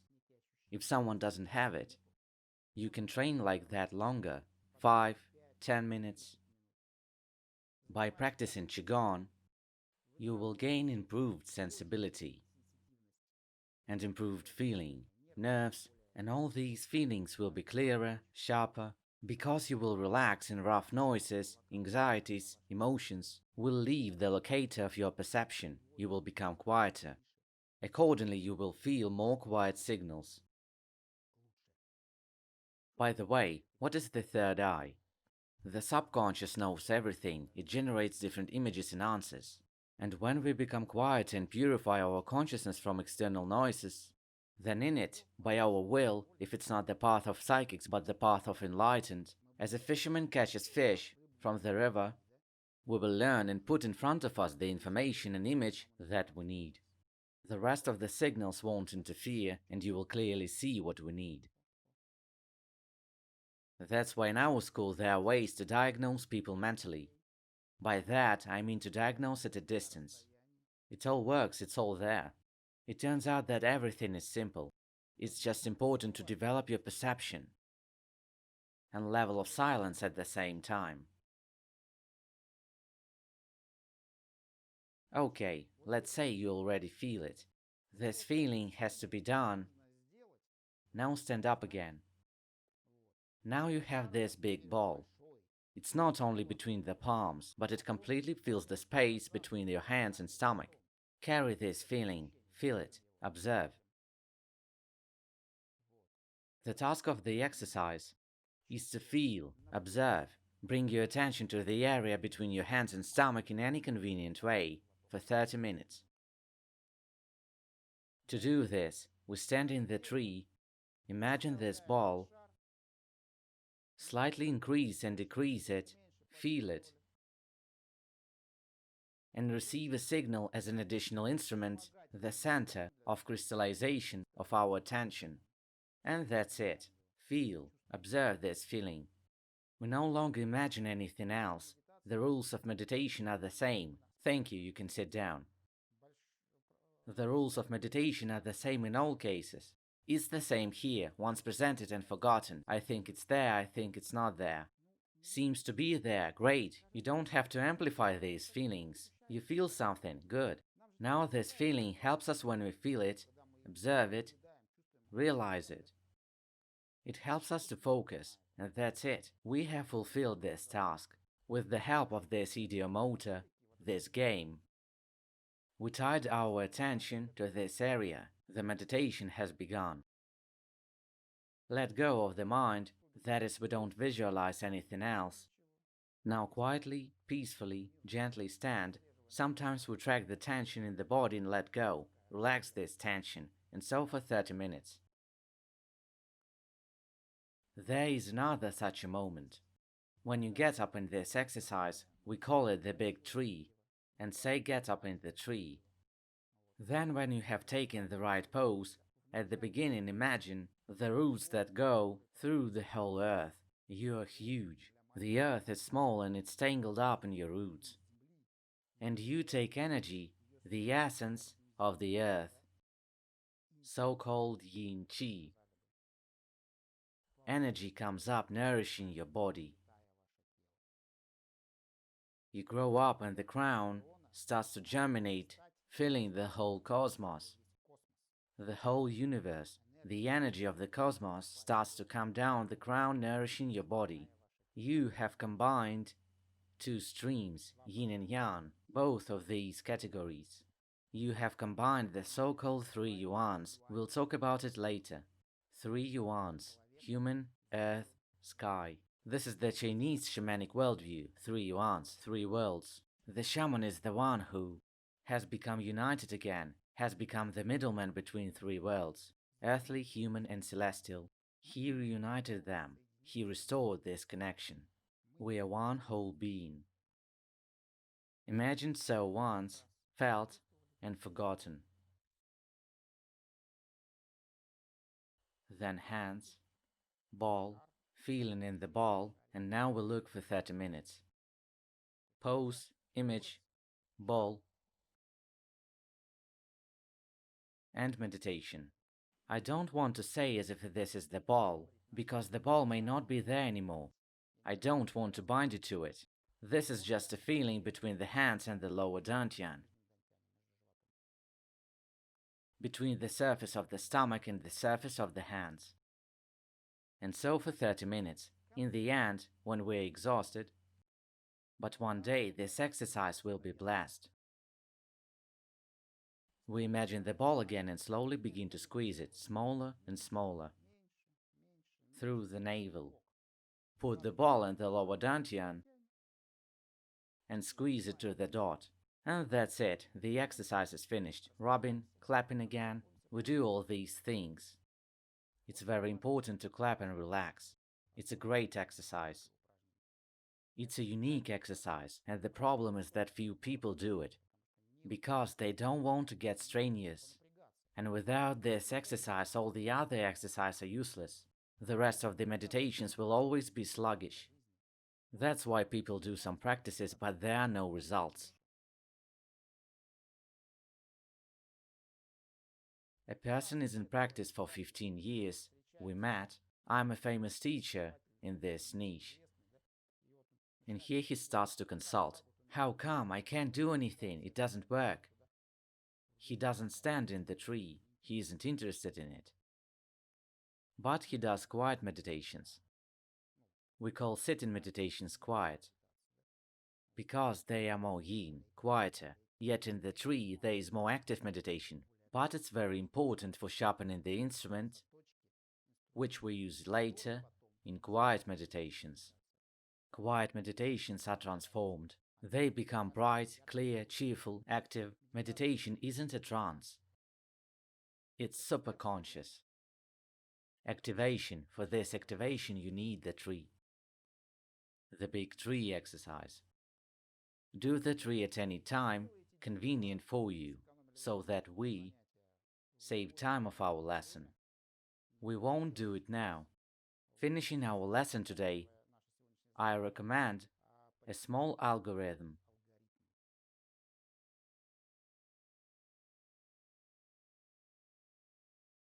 No, small recommendations on possible algorithms. The best way to do it is as follows. First, the tree we have stood, gained activity, actually calmed down, prepared, stood for 30 minutes, finished, made all the clapping, a little rest for a couple of minutes, sat down and do some quiet meditation. For example, Yan Qigong. An hour in total. Each exercise for 30 minutes. There is no particular reason to do more. 2 exercises a day is quite enough. You can separate the exercises. For example, in the morning the tree, in the evening some quiet sitting practice, let's say Yan Qigong, if we're talking about it, or in the afternoon. At first, the tree can excite someone, and so it's probably better to practice in the morning. Woke up, awakened thanks to the tree, and the working day went well, as if you really gained energy.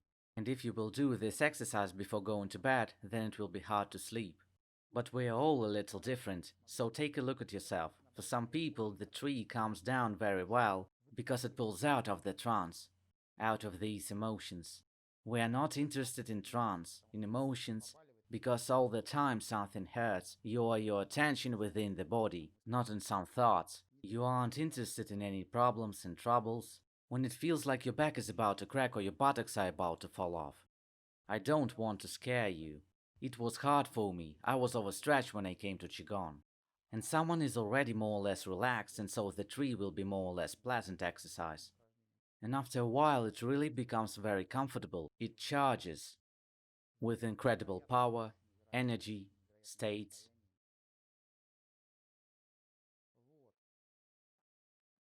If anything, if it calms you down, You can do it in the evening. That is, you can do it all in one session, two exercises in one set, the tree in quiet meditation which is better done after the tree, or split them by time, no matter how. You can do 3 exercises every day. I was a fanatic when I started. I did each exercise for 1.5 hours. I almost went crazy. The first 2 years I did 7 to 8 hours of practice every day. I did nothing else.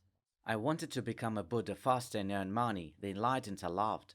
To travel around the world and give lectures not as now, but on a white horse.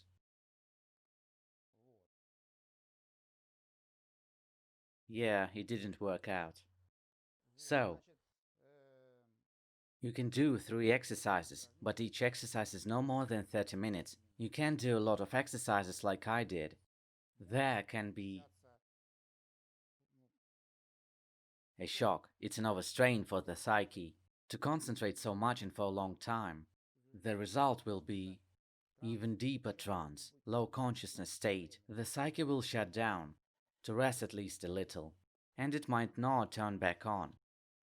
So when I got into these states, I have to give up practice for a few months, as recommended by my first teacher. And only 2 months later, I started to practice again, gently and softly. Let's say that if there are 3 exercises per day, you can practice in the morning with the tree and Yan Qigong, and in the evening do the small celestial circle. You can do 2 practices. That's also quite normal. And let's say that if we talk about the tree on a daily basis and there are 2 quiet practices, then they can be alternated. Monday small celestial circle, Tuesday Yan Qigong, Wednesday small celestial circle, Thursday Yan Qigong. Something like that. You can approach the practice in a more meaningful way. Why should I do the small celestial circle if there's nothing to redistribute for now? There's still not enough Jin Qi. Maybe so far it's worth emphasizing on the tree in Yan Qigong. And then I'll see if I'll start to feel strange before 3 months, these 108 days. From an overabundance of Jing Qi, we include a small celestial circle. You can do it like this. In my time, I started doing everything at once, because I was afraid that after the seminar, if I didn't start doing exercises at once, I would forget how to do them. Some nuances. Back then, there were no videos. We were studying in old monasteries, secret meetings. We studied in the dorm, in the academy town. The instructor came, showed the exercises, and went to the Himalayas. He was there for 2 years and we were fools who don't know what to do next. So it's very important to have a good school, where there are instructors who won't abandon, will advise, help, and tell you what to do next. Okay, these are the algorithms I recommend. For the laziest, when they say that can afford only 30-40 minutes a day, I can offer this algorithm. Monday the tree, Tuesday some quiet practice, that is sitting. Wednesday the tree, Thursday quiet practice. So yeah, in the end, you can even do some single exercise a day. But pay attention, there must be a balance. How much time was spent on the tree, so much time must be spent on a quiet practice. If you do only the tree, you can get into excessive sympathetic function of the nervous system, overexcitation, activity, no breaks. If you do only quiet practices, then gradually you can enter into passive and low active states, like a vegetable. Everything is fine in my life, I don't need anything. I don't need money. My wife says to toss out the garbage, I'll toss it out in 2 months. But we will argue. That's okay. That's karma. It's such a low consciousness state. A person doesn't want anything. It's not right. It's pseudo-soothing. And we need a balance between sympathetic and parasympathetic, between the tree, meditations in the tree, and quiet sitting practices. So, either way, every day we do the tree in some quiet practice, or if the day after day, one day the tree, another day quiet practice. I recommend this. Plus, we have to have physical training. For a normal balance between sympathetic and parasympathetic, the tree exercise isn't enough. Beside meditation, it's necessary to be engaged in physical training at least an hour a day, some active things, pool, badminton, which I like very much. I recommend it. It's safe and very dynamic sport. It's considered to be the fastest on burning calories. You can also look at the tables on the internet and feel why is that if you play it. The speed of shuttlecock is so fast that when you play professional badminton, with normal rules, as it should be, if you don't have enough time to return to the center of the field, then you won't be there on time. Everything flies so fast. So cool. Dancing, it's also good. At the very least, Nordic walking, it's also great. I recommend it. You should definitely do some physical training. I don't like yoga, it's not good at all. I mean hatha yoga. But if it's real, there is high yoga, real yoga, yoga of consciousness, full analog of our Qigong school. Just like in China, there are a lot of Qigong schools, like hatha yoga. It's just physical training, tendon exercises, it's all nonsense too. These schools, like ours, in China they call Qigong schools of the highest level. Our highest level is the psyche. The psyche is the master, the body is the servant. Our path is through psyche. We develop it. There are also Raja and Jnana Yoga in India. But then we need to find these teachers, these systems. Not to go to purely religious schools, to all kinds of blah blah blah. And there are big and good schools, of course, in India, Japan, and elsewhere. I just do this school because who cares what? There are no magic exercises, it's all about states. I think I was lucky to get into this school, and I started studying at it. Then why do I need anything else? It's like when you have 5 spoons and you eat a delicious dish, but you already have a spoon and suddenly someone comes up and says, "Listen, there is another seminar, you should come, there is a super duper guru, he has another spoon, he will show you." Because of interest, people change spoons without realizing that it was just a spoon. They run to all these seminars instead of concentrating on one thing for the rest of your life. And by and large, doesn't matter how much time is spent. Someone was doing it for 2 or 3 hours a day, but he had enough for 6 months, and someone can do 20 minutes throughout life. But sooner or later, he'll get the desired result. It's very important. Plus, the system. Practice according to the algorithm, the method, different exercises to compensate for different states. There are other nuances that we will discuss with you if we continue to work in our group in the Telegram and on our retreats.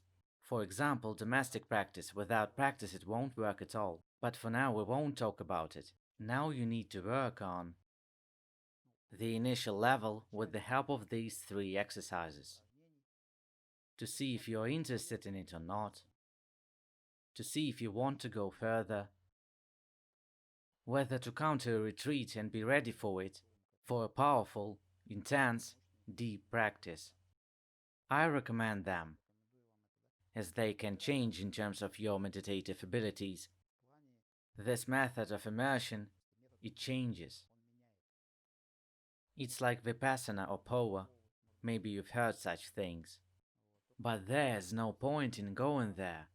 You've come, you've got something, you've been hungry, you've studied, you've sat for 10 hours, you've almost died without preparation, you've left, and you're doing nothing again.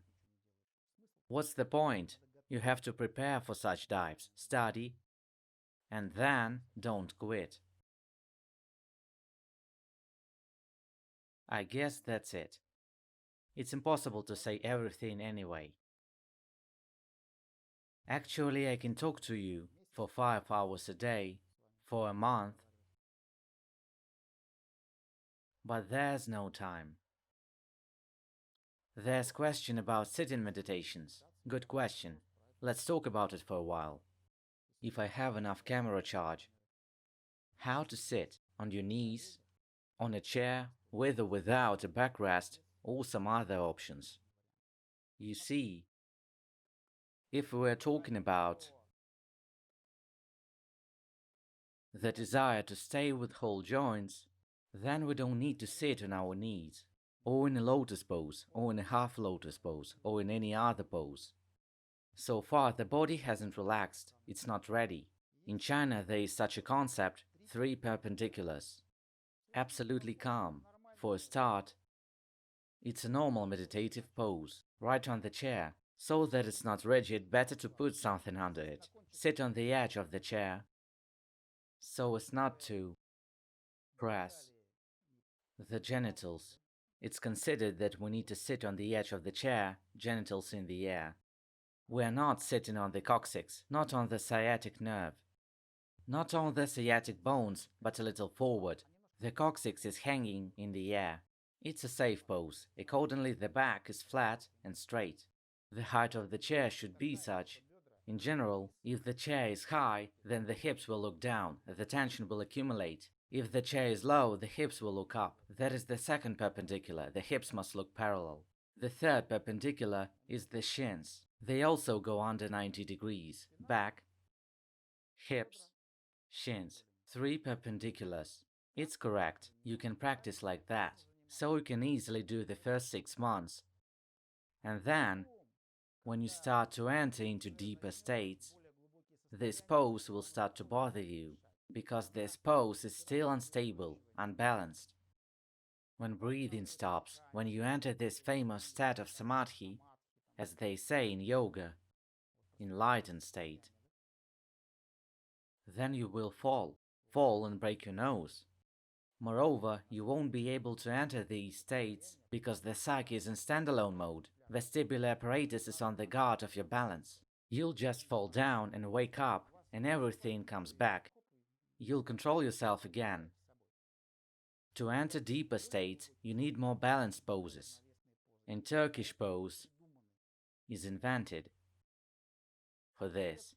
Just crossed legs. Siddhasana.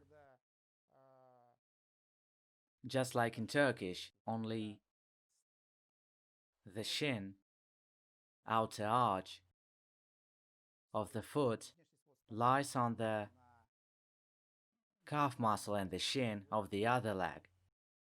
Half lotus is when that leg is no longer on the shin and calf muscle of the leg and already on the thigh of the other leg, and the full lotus when the second leg is also wrapped on the thigh of the other leg. Look at these poses on the internet, but don't do them. For now we don't need them. These poses are very good for, and don't practice on the knees at all. Usually unprepared people who aren't engaged in this since childhood. We aren't Japanese and samurais. It's always sooner or later will be a knee injury. We don't sit for 5 minutes, we do it for a long time. Stress accumulates and sooner or later there are deformation, stretching, inflammations, tendovaginitis, cracks in all ligaments, joints, meniscuses, etc. It's possible to sit with crossed legs when in a certain way spherical hip joints are relaxed. When these hip joints are opened under any circumstances, not at the cost of the knees or the foot, but at the cost of the released spherical hip joints in the hip sockets. They will turn in different directions at your own will, like clothespin on a rope, and then there comes such lightness. Knees fall to the ground, you sit still. Why is this pose so stable? Remember the laws of mechanics. The lower the center of gravity to the surface on which you sit, here you move down from the chair to the ground, sit on your own legs. And the wider the area of the base, here's a huge triangle. Your knees lie down, fell apart and touch the floor. You sit on all the surfaces of your legs. and nothing is numb because one leg doesn't press on the other. There was a complete lightness. Then you can exercise in the lotus. It's a perfect pose, absolutely symmetrical and safe, but when the body is ready. And you don't have to go to the lotus through stretching, only through relaxation. On the yoga forums and the topics, there are all sorts of talks about what's best to do in the lotus. Only there you can get enlightenment. First topic, from some neophyte. Tell me, how do you sit in the lotus? Next, a lot of pages full of answers, a lot of proper videos, and so on. A month later, a topic from the same author. Broke my meniscuses, what to do? And again it starts with 5 pages of answers. It's all sad. You don't have to do it. Yoga is harmful. That's some common Western obsession with primitive and often wrong from the point of view of normal orthopedics and medicine. There was no such thing as Hatha Yoga. It was recently invented by Indians to be sold. Yoga and Qigong are meditations. Use normal medical things to work with the body. Pools, dances, Nordic walking.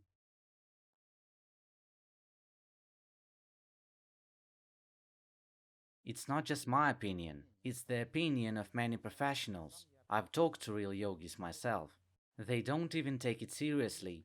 Like, whoa, no one would even know that. Like, when the West suddenly likes our nonsense. The saddest part is that in China it's the same. They also don't understand what a real Qigong is. And in terms of meditative Qigong, there is nothing there. For example, what we talked about today and yesterday, Yan Qigong, a small celestial circle, what is it basically?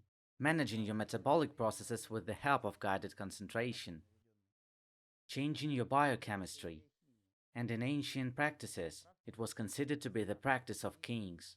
Divine practice, unavailable to mere mortals. They were respected people, everyone consulted with them. This section of the practice was called Taoist alchemy. Ask them, in China, what Taoist alchemy and meditative Qigong are, and they don't know. I have been teaching and doing retreats many times in China and in Shaolin, the cradle of Chan Buddhism, and in Wudang, this is their sacred place of Taoism. These practices are no longer there. Everything has turned into some kind of trivial sport camp because it sells well. People think that this is the point in physical training. Although the Chinese martial arts are also nonsense. In MMA and mixed martial arts, there are no winners who practice them. In terms of martial arts, this is our usual Western wrestling, boxing. Even karate is not effective, but jiu-jitsu is a good thing.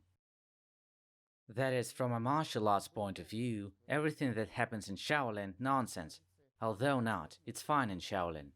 But really, it's not a real wushu. It's actually a mixture. They combined wrestling and boxing. They call it sanda. It's a very tough art, but it's not purely ancient Chinese. What was in Shaolin previously was forgotten.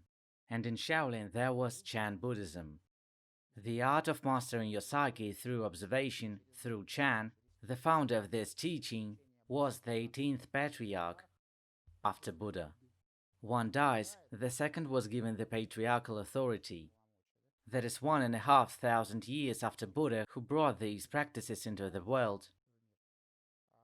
Dhammo Bodhidharma, prince of the South Indian kingdom of Pallava, came to China to promote these topics. At that time, Buddhism was already known in China, but it was religious. Bodhidharma said, "What do you have to do with all these prayers and rituals? Why did you make religion out of psychotherapy, out of normal work with the psyche? Didn't you had enough with Christianity? They've ruined everything there too." He wasn't understood there, and he went to Shaolin only because he wasn't understood at the Emperor's palace in Beijing.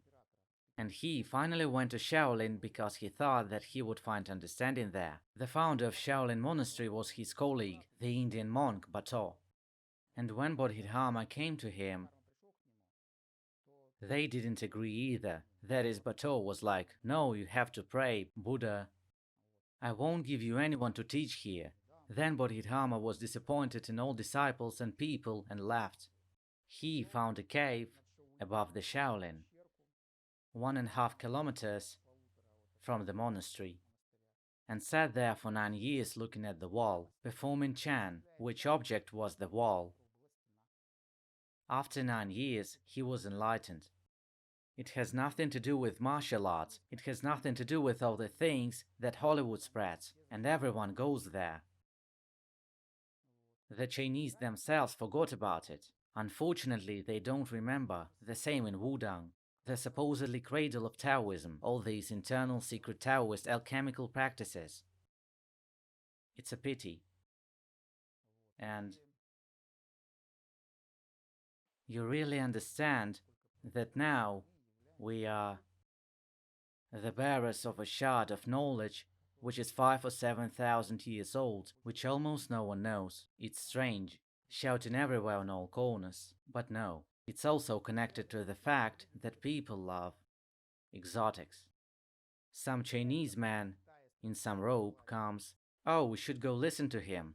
And yesterday this Chinese man was selling tomatoes at the market, and today he started teaching Qigong because he saw that it's easy and more profitable, and no one sees it. They buy some books about Taoist alchemy, they read without understanding because all these phrases and terms, you can't understand them, and you say to them, "Guys, this isn't a secret. It's a mystery only because no one does it. Come to us, we'll teach you. There are techniques like this." And no one wants to. Everyone thinks that it's necessary to learn from the Chinese. Here I started and wanted to say about it. I have a student, a friend. She's the coolest in Europe in terms of all these.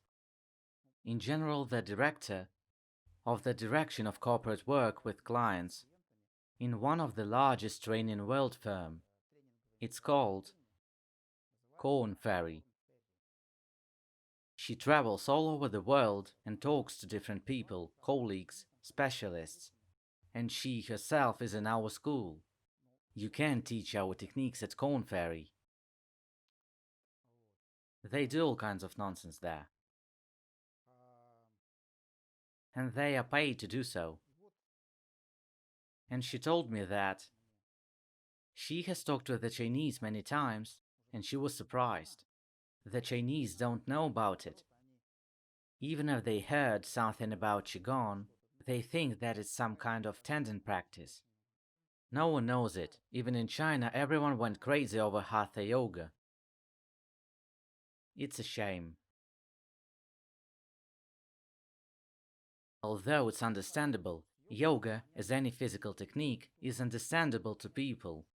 Raise a barbell, or do something else, and it's probably clear. Muscles, body, it's beautiful, blood is raising some kind of vivacity, and so on. And what do? Sit on your butt with closed eyes? What changes can be there if you do nothing? People can't understand that. Of course, we don't encourage only to sit on the butt. For compensation, you need to do the right physical training. But the way through the body, the tension, is a little empty, dead end. You won't come to the heights of the spirit and the development of your psyche, and sooner or later the body will still be ruined. People raise barbells, do all kinds of squats. Are they happy? Are they joyful? No. So what does all this mechanical stuff have to do with happiness then? You want a big biceps, then you need to practice with your biceps. You want to have happiness, then you need to train with your happiness. By training your biceps, you can transform yourself from a miserable person to a happy person. You can do it indirectly. A sound mind in a sound body, but nevertheless, they is so much more important. It seems to be like that. That's my opinion. If you're going to sit by leaning back, on the back of the chair, etc., if there is tension, pressure on the area of the coccyx, on the sciatic nerve, over time, there will be dystrophy, tension, painful feelings. You'll damage your spine, you won't walk, it's dangerous. When you study for 15 minutes 2 or 3 times a week, it doesn't matter how you sit.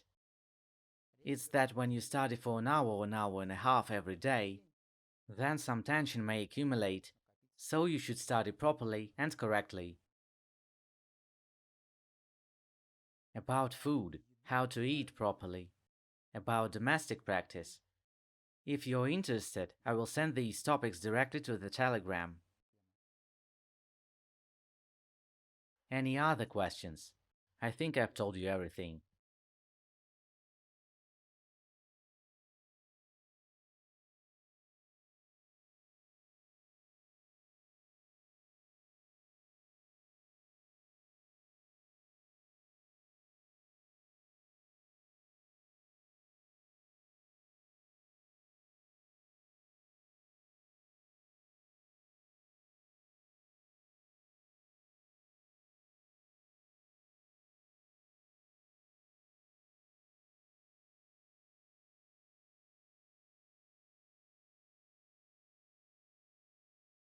Okay, then I suggest we finish this up. Once again, you can talk for a very long time, even endlessly. But for now, you have the essentials. I'm just amazed. This is the shortest webinar in my life. Usually, a seminar on the first stage lasts 5 evenings or 3 to 4 hours every evening. And here we did it quickly, but it's without warm-up, preparation exercises, without any philosophies, principles of Qigong. We quickly sorted out the most important things and now let's start studying. And I recommend you, no matter if you're going to retreat or not, try to study for 3 months, these 108 days. And it doesn't matter if you will have this explosion, transmutation or something else. All people are different. Just look at what will happen in 3 months. In any case, you will have some changes, and maybe they will be the ones that will really inspire you. And then you won't give up practice and go further. This is how my first instructor convinced me. He said, "What are 3 months? Give it a try. How old are you now?" And I think that it's really the 4th decade of my life. Won't I be able to do this for 3 months? Things I've done in my life in terms of some nonsense, stuff that was ruining me, stuff I've spent my resource on. I was capable of doing that. Work on yourself for 3 months, thank yourself and your body with good practices. If it won't work, then I'll give it up. If it turns out that it's all lies and quackery, and the seminar was for suckers, the money was taken from us, and it doesn't work, well okay, not that much money. But I want to try these 3 months. There is such a principle, you can't wait for the result. When we are expecting it, then we are tense. Compared to this ideal image of this result, there is a certain mismatch of expectations. And accordingly there is disappointment, a bit unpleasant. All this anxiety, stress, and so on. And what do we want to do? Relaxation. And how can we relax while expecting the result? On the contrary, the main covenant on the way to relaxation, stop expecting the result. Enjoy the moment. Enjoy the things that are there. And so on for 3 months. I don't think that anything global happened to me in 3 months, except that my body relaxed, but it wasn't enough for me anyway. I was expecting results, going through walls, levitation, and so on. It's not there, and I think they fooled me, although it was announced at the seminar. Okay, I'll study for another 6 months, to be exact, up to 6 months. That is in 3 months. Then it will be possible to make some conclusions. I've been studying for 6 months, and it's nothing special again. I didn't fly to Astral, I didn't meet spirits. All of my colleagues who started this seminar with me already saw them, but I didn't. Why's that? Then my instructor said, Oleg, it's quite opposite. You're a happy man, you just have a strong psyche. I didn't believe him. I wanted to communicate with the gods, spirits, but strong psyche interferes. I need to continue to relax. I'll study for another 6 months, a year in total. That's a serious period for some changes in the body. I decided so for myself. If a year later it won't work, then I'll give it up. But let's be honest, that will be a year of practice. I studied for a year and stayed there for the rest of my life. It's not that something supernatural has grown in me, but that suddenly there may have been deep mental relaxation. And I liked it. I liked the new life, new sensations, the way I was changing. I suddenly opened up for changes. And then, after 6 months of practice, I thought I was cool. And 7 months later, I saw that I was a fool. Now I'm cool. And a year later, I saw, no, back then I was a fool. Now I'm cool. At some point, I realized that in fact, some changes happen all the time. They don't need to be evaluated. They are just very interesting, self-knowledge through these techniques. What I'm telling you not written anywhere in the books. I haven't read anything myself. The instructor who once showed me all these exercises, he said so. It's recommended not to read anything on esoterics. It's all fake. And even if it's the right experience, it's not yours. Do some meditation, learn everything from it. And when you meditate and suddenly there are images in you, and understanding from where they come from, their nature, how to work with them, what function of my reaction emits, generates them, what function in me recognizes them. And so I created the methodology of our school without reading anything. This is the most correct way, cognition of yourself with the help of meditation. It's possible, I have seen it on myself. Maybe I don't know a lot of things yet, but it's a great way to go all the way through life, at least as far as we're supposed to go, and get to know ourselves, who we really are.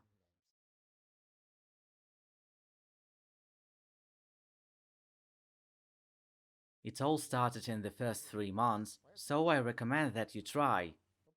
Every day. Do 3 months of practice in a row. And what will happen? See if you like it. If suddenly you'll miss one of the days, it doesn't mean that everything is gone, broken, and you can leave everything behind. You haven't studied properly. No, after all, even if you miss a day, in a week once, even two, it's better to do something than nothing at all. Try it. Okay, this is where we end.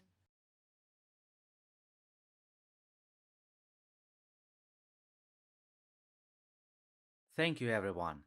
It was a pleasure to have you here. We, Messiahs, are very pleased with your presence. We need to save someone.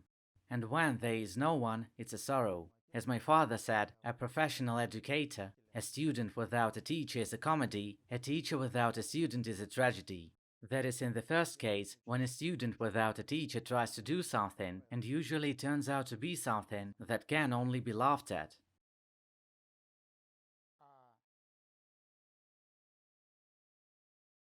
It's dark, but probably you can still hear me. And a teacher without a student, when you can't pass on what you know, but you want to, it's our clan program to serve your tribe. And we aren't wanted with our knowledge, it's a tragedy, so I'm glad. Thank you all, goodbye.